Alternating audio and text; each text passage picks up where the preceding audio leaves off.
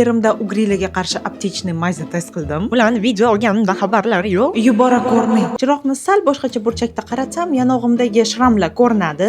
2 yillik retinoidlar ham ketqiza olmadi. Shunga qizlarjonlar, shunaqa katta ugrilarni siqish, qonatib ichini kovlash umuman mumkin emas. Koreya aptekalaridan gel mayz zakaz qildim-da, erimga "Vay adajonisi, bu dori surish kerak. Bo'lmasa ugrilar yiringlab miyangizga chiqib ketadi" deb aytdim. Shunaqa demasam rozi bo'lmas edi. Вообще SPF ni faqat gela suradi deb o'ylaydilar. Xullas kuniga 2 mahal surdim aknalariga. 3-4 kunda ugrilar akkuratno qurib, iz ham qoldirmadi, chuqurcha ham bo'lmadi, почти dog' ham qolmadi. Erimga uxot qilguncha stressga tushib, o'zimda ham ugri chiqdi. Kechasi bir martagina surdim, ertalab уже yo'q. Xo'p, endi sostavini kovlaylik. Chaynaye derevani udarniy dozasi antibakterialniy effekt beradi. Ugrini kattalashishiga qarshi degan. Niacinamid dog' qoldirmasligiga, totarol akne chaqiradigan bakteriyaga qarshi. Centella tinchlantiradi. Mayzni tanlashda Farah yordam berdilar. K-Beauty bo'yicha 2 yillik ilmiy izlanishlar natijasida Koreya ichki aptekalaridan eng effektivniylarini O'zbekistonga kirgizib, akademik va tajriba bilimlarini qo'llab mahsulot olib kirishadi. Hozir esa